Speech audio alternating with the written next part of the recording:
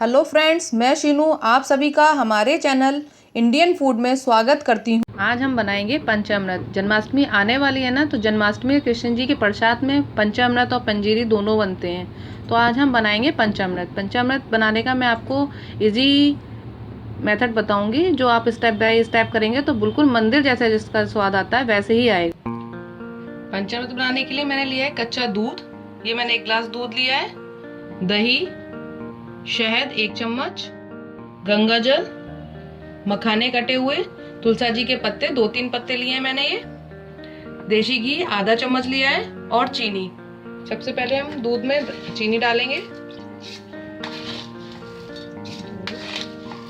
3, 4, मैंने इसमें 5 चम्मच चीनी डाली है। इसको अच्छे से मिला देंगे।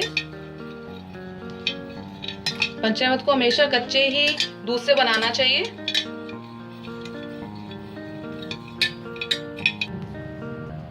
चीनी गल गई है, इसमें हम डालेंगे 2 चम्मच दही।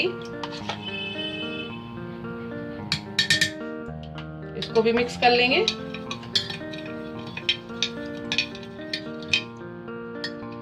अब शहद डाल देंगे इसमें।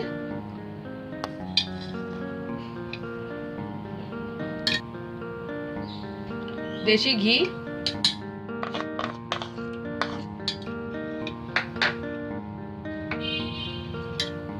गंगा जल, इन सबको अच्छे से मिक्स कर देंगे।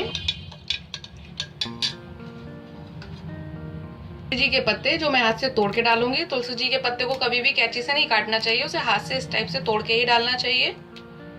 इनको मिक्स कर लेंगे।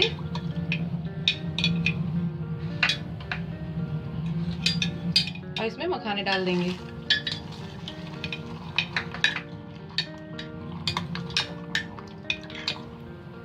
पंचामृत बिल्कुल रेडी है।